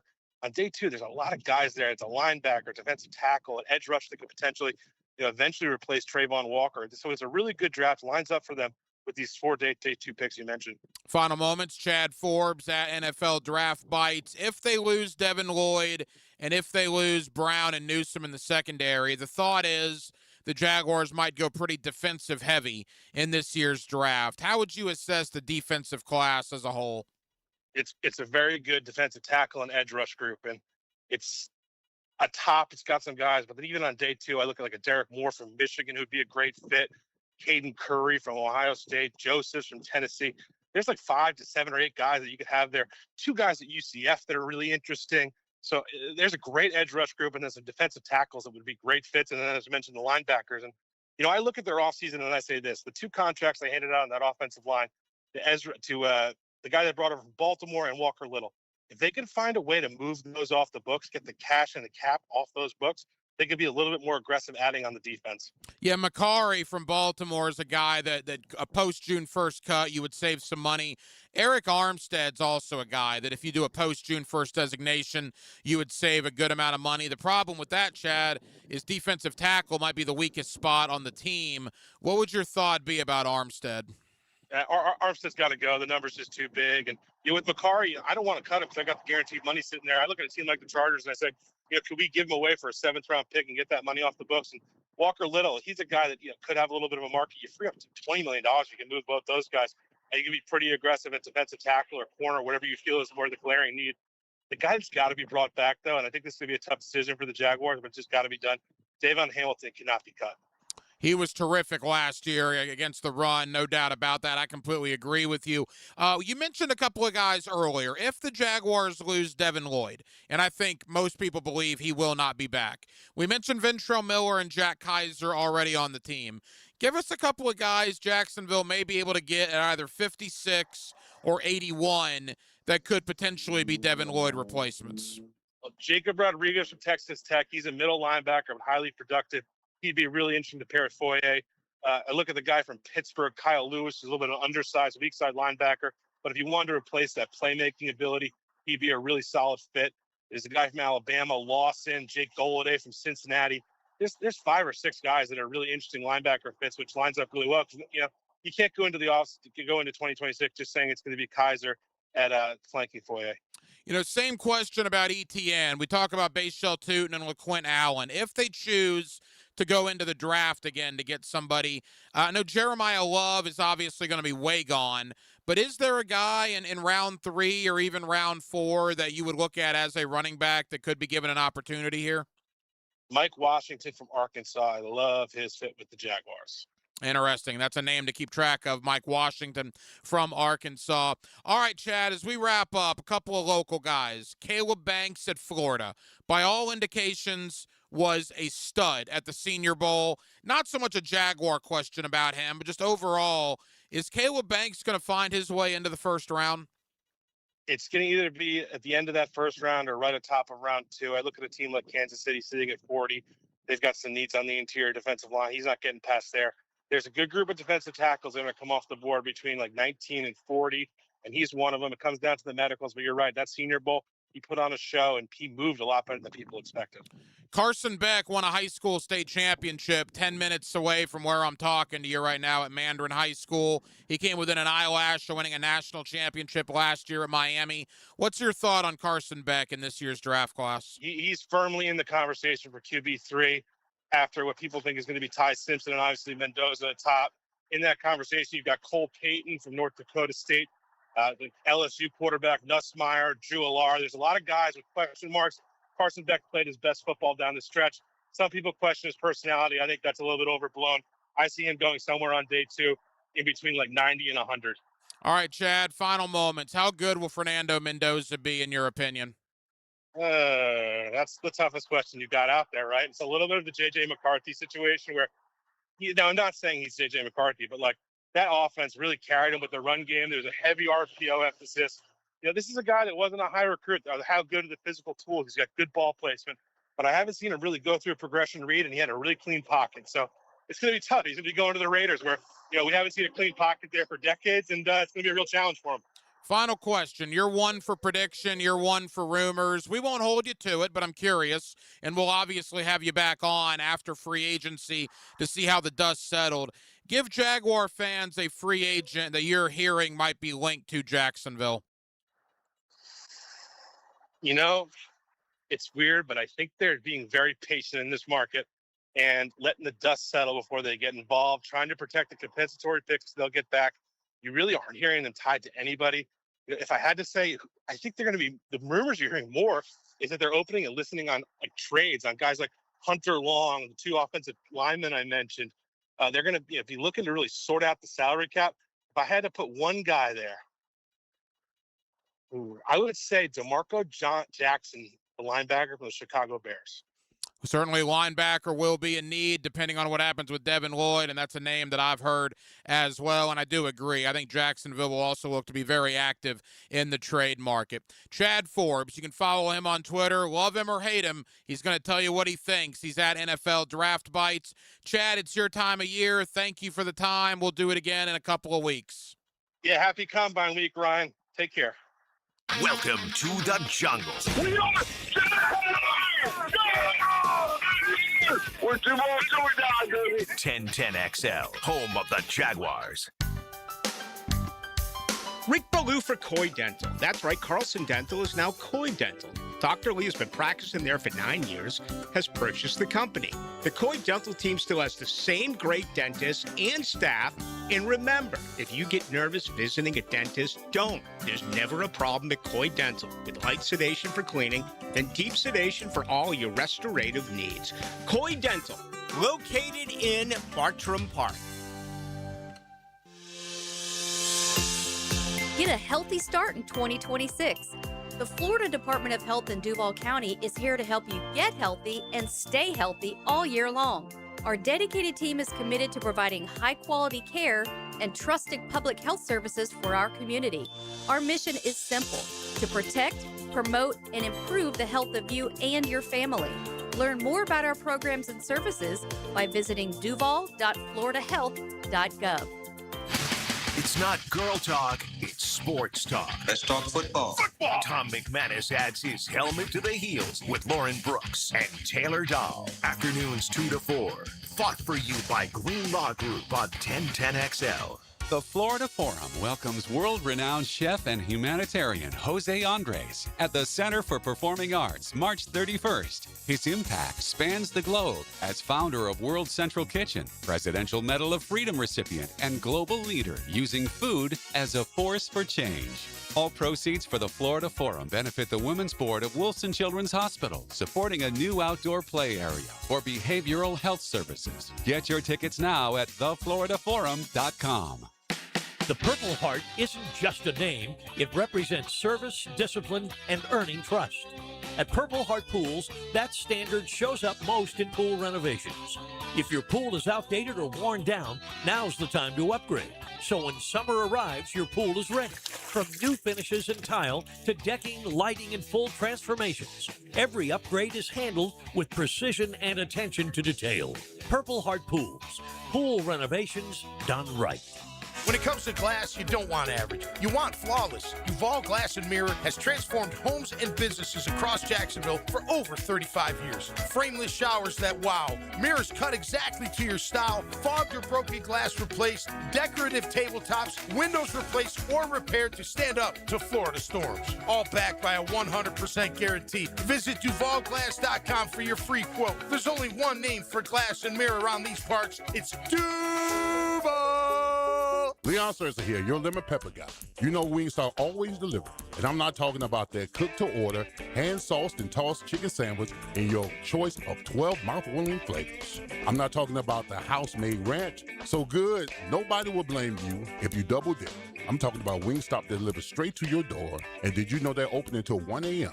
So visit wingstop.com or use the app to get flavors delivered right to your door late night only at Wingstop. Can't stop. Wingstop. Not everyone is built for a cubicle. At Local 234, apprentices get paid to learn hands-on skills like plumbing, pipe fitting, HVAC, the stuff Jacksonville runs on. No endless lectures, no massive student debt, just hands-on training, real jobs, and real pay. This is how you level up, by doing work that actually matters. Check them out at UA234.com. Proud partner of the Jacksonville Jaguars. Local 234. Make the right connection. Help your loved one fall back in love with his or her home with a home improvement from the professionals at the Lifetime family. That's right, Nick. Happy Valentine's Day to all the lovebirds out there. What says I love you more than adding additional space with a glass or screen enclosure that will enhance your home's livability, or brand new floors that dramatically improve the look and feel of your home? That's right. New outdoor living space from Lifetime Enclosures and beautiful floors from Lifetime Flooring. Come experience the Lifetime difference. Call or visit one of our showrooms today for our Valentine's Day specials throughout February. Lifetime Enclosures. 1010XL, presented by Farah and Farah, exclusive injury law firm of the Jacksonville Jaguars. Focused, fueled, fearless, Farah.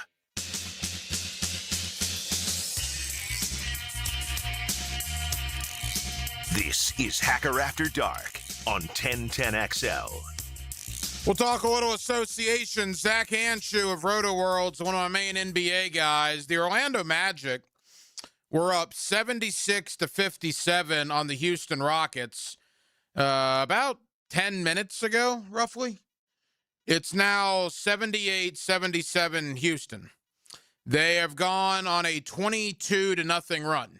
You serious? Yeah. Jalen Suggs, his first game back after missing 4 or 5 games, has been horrific tonight. Really, really, really bad. Like, really bad. To the point where you got to take him out if you're Jamal Mosley. But, of course, Jamal Mosley won't do that. And, you know, I am looking forward to changes happening in Orlando. I like Jalen Suggs, but he has been atrocious tonight. And for some reason, Jamal Mosley is keeping him in the game. And the Houston Rockets have literally gone on a 22-0 run. We'll talk more NBA. We'll talk about the Magic. We'll look at the Eastern and Western Conference playoff picture. Zach Hanshu of Roto World joins me next on a Thursday night here in Northeast Florida. We're glad you're with us. Till 10 o'clock, it's Hacker After Dark. Jaguars and Gators, pro, college, and high school sports. Wow! Get the most play-by-play on 1010XL, Jacksonville's play-by-play sports radio. Next time you head into a Gate convenience store, look for Form Energy Drink, designed to provide energy, hydration, and focus straight from Dana White and AB, celebrating those who embrace grit, discipline, and resilience in their everyday lives. Check out Form Energy at a Gate convenience store. Catch the sights and sounds of the great outdoors from anywhere in the city. Go hunting and fishing with Jeff Logan, Captain Kevin Favor, and Captain Kirk Waltz on the Nimnicht Outdoors Show every Saturday morning from 7 to 10 on 1010XL. Are you looking for a place to outfit your truck or van? It's Catlin Truck Accessories. For 105 years and 4 generations, Catlin is the name you can count on. This is Keith Catlin, and we know trucks and vans too, from Lear toppers, ladder racks, van shelving, strobe lighting, roll and lot bed covers, and everything in between. If you want quality products and great customer service, there's only one name. It's Catlin. Who can you count on? Count on Catlin. For 105 years, you can count on Catlin. This is the home of the Florida Gators. Get your Gators hoops on 1010XL. Brought to you by the personal injury attorneys of Farah and Farah, Randy Marion Cadillac of Jacksonville, and Renewal by Anderson Custom Windows and Doors. I'm here with Danny Van Sickle, director of the Electrical Training Alliance. Danny, tell me about your program. Hey, Rick, we're a 4-year electrical apprenticeship. Our students start out making over $40,000 a year, and right now make over $90,000 a year, including benefits. There is no tuition or student debt. You just have to apply and get accepted. Did you say no tuition and no student debt? You heard that right, Rick. Once you're accepted to the program, your only cost for the books and the course fees. About $800 a year. That sounds like an amazing opportunity. How can I learn more? Just go to etajax.org and you can apply there. Apply by May 14th. In the game of vehicle performance and reliability, Atlantic Infinity is always the top pick. This is Hayes Carlion. Did you know that every certified pre-owned Infinity is inspected, factory-backed, with a limited warranty, and gets the same championship-level service as a brand-new Infinity? Every mile will feel like first class. Check out their full certified inventory now at AtlanticInfinity.com or visit Atlantic Infinity off Atlantic near St. John's Bluff. Find out what new golf equipment could help your game. Well, I'm just a humble golf pro. Could I help you? Get great golf tips and talk from the experts on the Edwin Watts Golf Hour. Got to figure out why I'm still shaking the ball. Saturday morning at 10 on 1010XL. Are high-interest credit cards and other loans sucking the life out of your finances? It's time to say no more.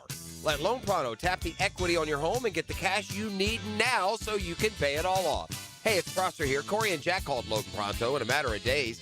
They had $160,000. They kept their 3% mortgage intact, didn't even need an appraisal, and with all that cash, they wiped out all their credit cards and 2 car loans, saving $2,000 a month. You can do it too. LoanPronto.com, their rapid equity loan program, can get you $100,000, $200,000, even $500,000 in cash. Chloe and Ethan just did it. Consolidated all their high-interest debt into one super low monthly payment, giving them an extra $1,000 a month. Imagine.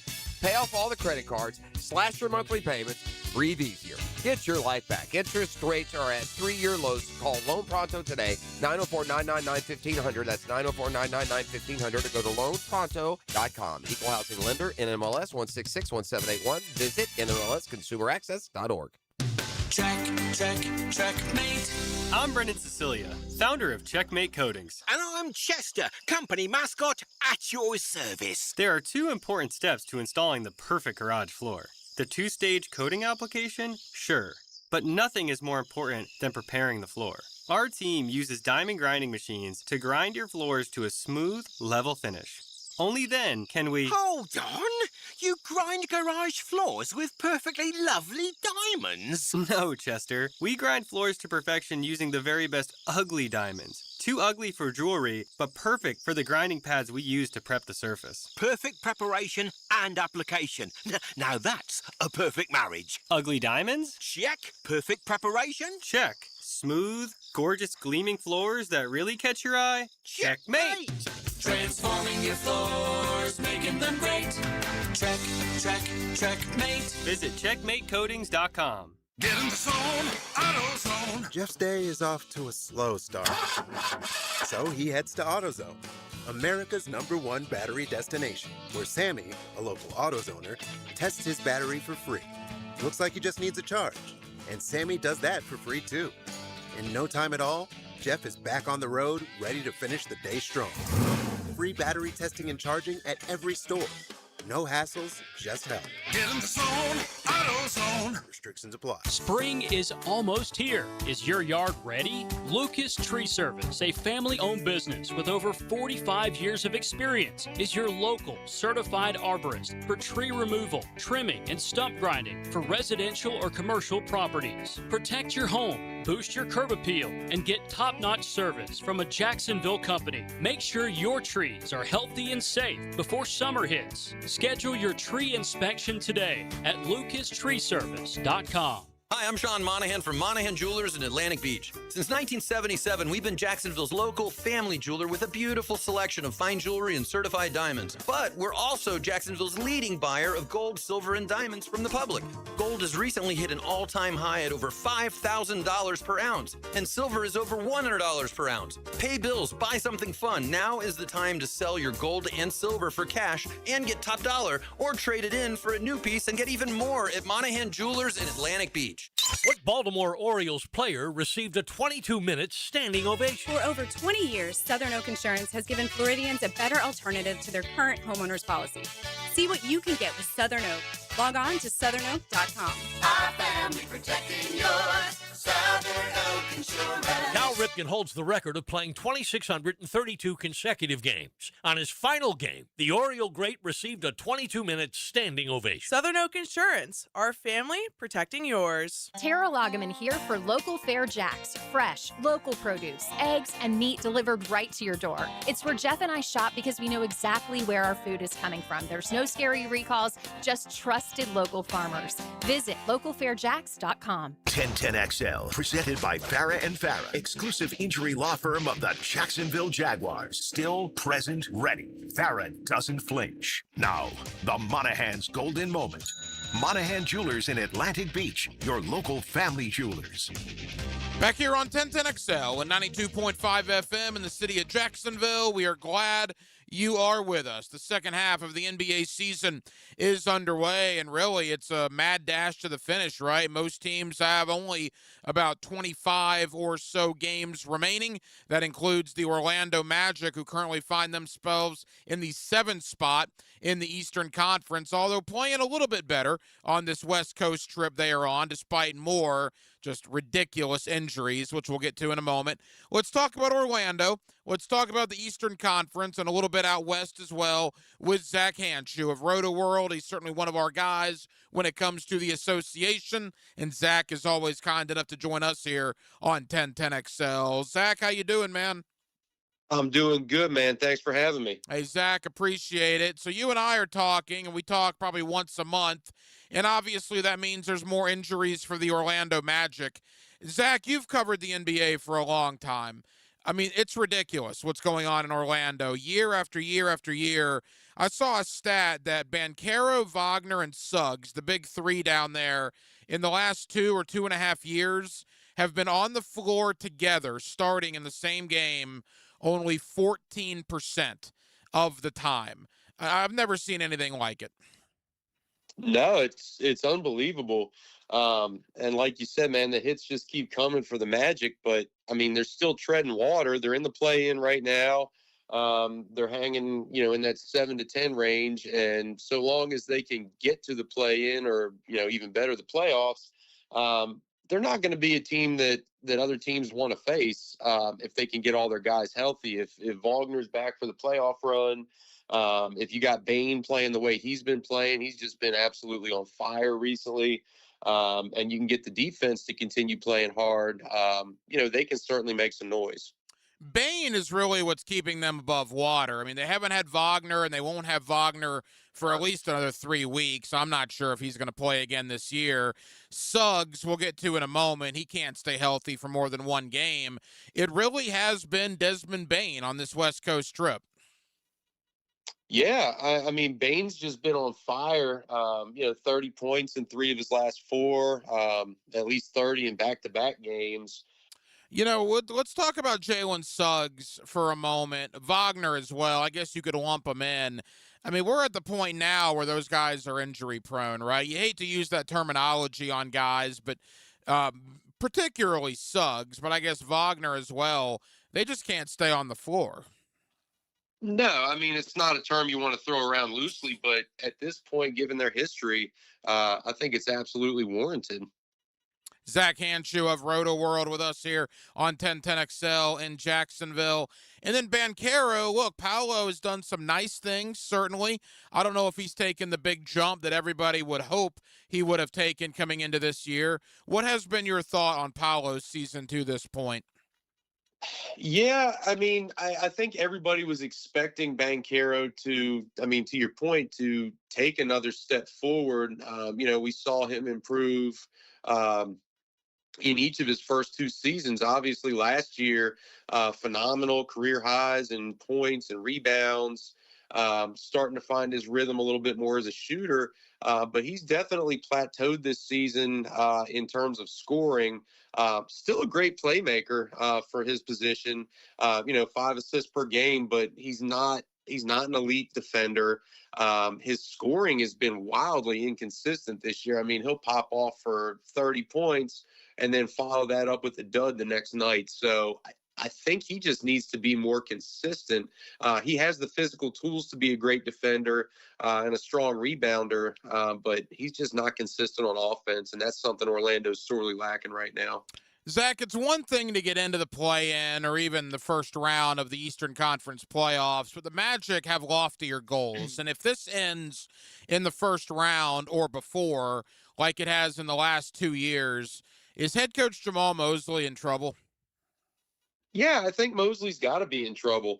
I mean, they're just not going to make it out of the first round. I really can't see that happen. And this is, in a year where we say, man, the East is as wide open as it's ever been. The teams at the top, your Detroit, your Bostons, your Clevelands, New Yorks, based on where they're going to fall, Orlando, that's who they're going to have to play as one of those 4 teams. And in a 7-game series, they just can't hang with those teams. Even when fully healthy, I can't see them taking one of those teams 7 games and winning that series. So, yeah, I think Mosley's got to be on the hot seat. But they have some issues that they have to address. I mean, he's not the one that's on the court. He's not the one bringing these players in. And they have some holes they have to fill. With a potential coaching opening in Orlando, I don't want to, put too much before the story, but again, I think Mosley's probably in trouble if they don't get out of the first round. And with coaches like Malone and Thibodeau just sitting out there, I mean, I would have to think Orlando would be a pretty enticing job for one of those guys. I would have to think so too. I mean, you have 2 budding stars in Wagner and Banchero. You've addressed a little bit of your shooting concern with Bane. Obviously, I think they're still missing a true center. They have Wendell Carter, they have Mo Wagner, but I think what they're really missing is strong interior presence. So you bring in, if you're Malone or you're Thibodeau or one of these other guys that wants to come in here, you're maybe 1 or 2 pieces away from being a true contender in the Eastern Conference, and potentially maybe just some missed games away from being a contender, assuming everybody can stay healthy for a year. If it were you, and if Orlando's job does come open, would it be Malone or Thibodeau if you had the choice? I would say, oh man, I think I would have to go with Malone. Obviously, we've seen what happens with Thibodeau run teams. They break down in the playoffs because he just runs his guys into the dirt during the regular season. And that's just not something you can do in Orlando, given the injury history with some of these guys. I think the Magic are already a team that plays hard on defense, which is, Thibodeau's identity. So bring in a guy like Malone, who's worked with superstars, who's gotten the most out of an offense before, and see what he can do. That's who I would bring in. Of course, Malone did win a world championship as the head coach of the Denver Nuggets not that long ago, and his father was an assistant for many years in Orlando, so there are some family connections already there. All right, Zach, let's look around the East real quick. You mentioned the top of it. Boy, Detroit, that's what Orlando should be, quite frankly. Detroit's taken the step. Orlando has not.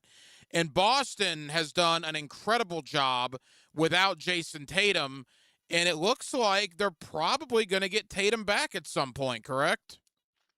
Correct. It looks like we may just be weeks away from getting Tatum back. We saw reports earlier in the season that, his rehab was ramping up, but he was going to just take the rest of the season off. But with Boston in such a favorable position now, I mean, they're second in the East. 5 games back of Detroit. Not sure they're going to catch them. But as the number 2 seed, they can really afford to ease Tatum back into action. I mean, he could come back and play 10, 15 minutes a night until he's ready to go, and then ramp things up for the playoffs. I mean, that's a luxury that any team would love to have. And that just speaks volumes to, Brad Stevens as the GM. That speaks volumes to Joe Mazzulla, West Virginia guy. And the coaching and the accountability that he brings to that team. They play hard defense.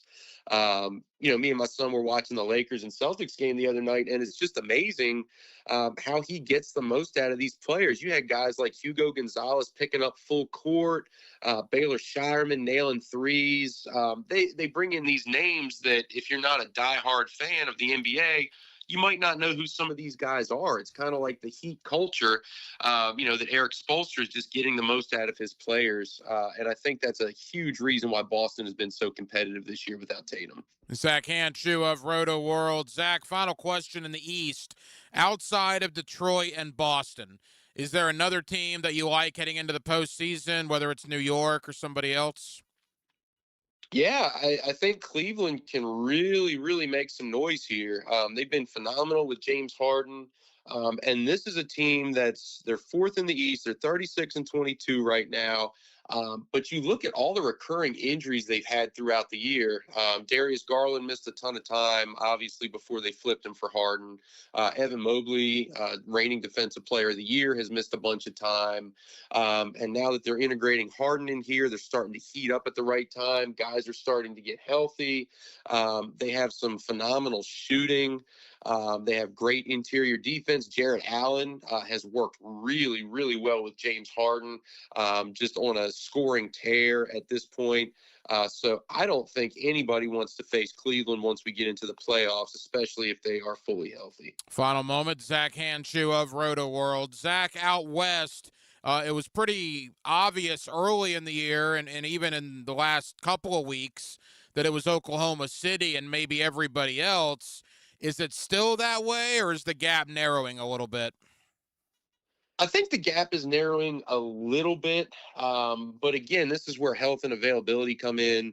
Oklahoma City, they're tied with Detroit for fewest losses in the NBA with 14. They have really done a great job of treading water and even winning some games with SGA out, with Jalen Williams missing a bunch of time, and just recurring injuries across the roster here. We haven't seen them at full strength all season.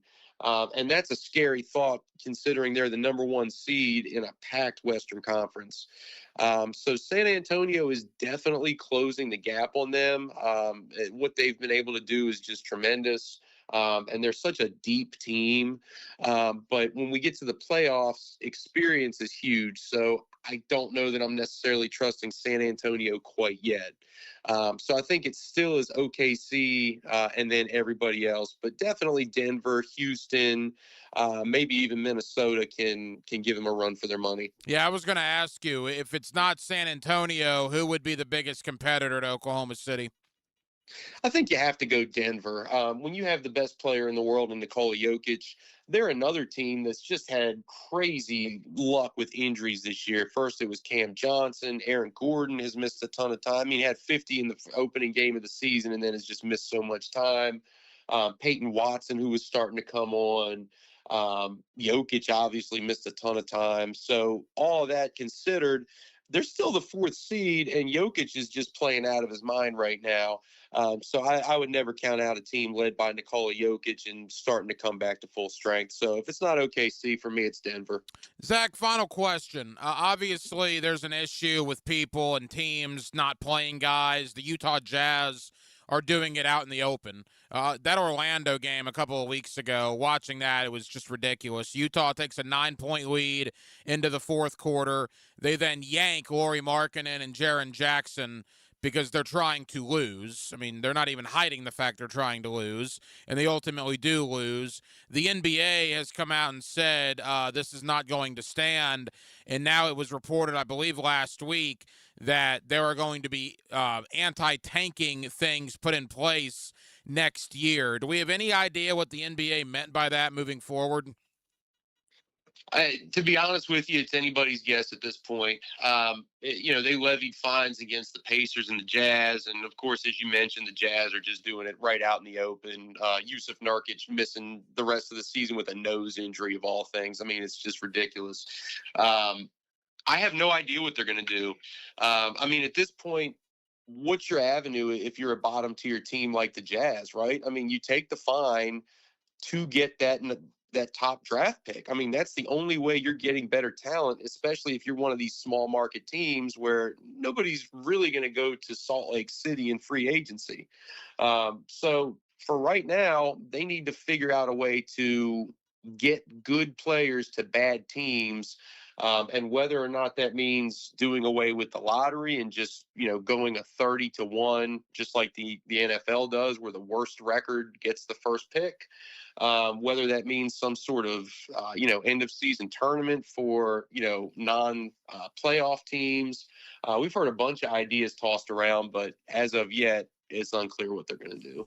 We got 60 seconds. I wonder how drastic they'll get, because it's a bad look for the NBA when teams are tanking in the open. I mean, Brooklyn's doing it to an extent. Indiana's doing it to an extent. Utah, like we said, is not even hiding the fact that they're doing it. It's a black eye for the league, and you wonder if Adam Silver and the powers that be might take drastic measures to stop this stuff. I think they're going to have to, one, for the product, and two, the bottom line right now that we can't deny is that the NBA is in bed with sports gambling. And when you have teams openly tanking like this, if I'm a sports gambler, I have no idea how to bet a parlay, how to bet a money line or a spread, especially as you mentioned, when Utah's yanking their starters in the fourth quarter, player props, all those kind of things, that greatly impacts the NBA's bottom line. And I think they're going to have to address that. Zach, tell the good folks here in Jacksonville about Roto World and the coverage you guys will have in the coming weeks. Yeah, absolutely. So over at Roto World, we're covering player news, player injuries, game updates, player stats. We do fantasy basketball as well, weekly pickups. So check all that out over at NBC Roto World. Zach Hanshu of Roto World. Zach, I know you're busy. Thank you for the time, and we'll talk again soon, pal. Absolutely, man. Take care. And thank you to Zach Hanshu of Roto World for joining us tonight here on Hacker After Dark. As the NBA, we only got about 20, 25 games left for most teams in the NBA regular season. Orlando starting to play a little bit better. They just capped off a 3-1 West Coast trip. They're taking on the Houston Rockets right now, but certainly the Magic finding themselves a little bit. They're still 7th in the East, still a disappointment at 31-26 on the year. But I will give credit where credit's due. When you go into Los Angeles and you beat the Clippers and the Lakers within a 48-hour stretch, that is certainly promising. And we will see what ultimately happens with Orlando moving forward. Crazy to think what the Boston Celtics have done this year without Jason Tatum, and the fact that they may get him back for a playoff run. Clearly the defending champion Oklahoma City Thunder seems to be the best team out west. We'll see if they have any competition from Denver or San Antonio. But we only have, about a month and a half left of the NBA regular season before the playoffs do begin. So we certainly spent some time on that. But obviously, as you can imagine, this time of year, we talked a lot about the NFL Scouting Combine. The first on-field drills began today with the defensive linemen and the linebackers. Those are two positions certainly I think the Jaguars are going to look at not only in the draft, but potentially in free agency coming up here in a week and a half. Likely to lose Devin Lloyd in free agency. So will they add a free agent linebacker or spend maybe one of their 4 day 2 selections on a linebacker? And then you got to do something in the interior of that defensive line. I mean, that's was an issue last year. It still looks like it will be an issue. I would expect the Jaguars to spend maybe a couple of draft picks on the interior D-line and maybe try to bring in a veteran free agent as well. So we certainly spent some time on that tonight here on Hacker After Dark. Well, that will just about do it, man. Very, very busy Thursday night edition of Hacker After Dark. We certainly appreciate you guys hanging out with us here on 1010XL and on 92.5 FM. And we have a ton of people to thank. Again, Zach Hanshu, one of our NBA guys from Roto World. We certainly appreciate Zach joining us tonight.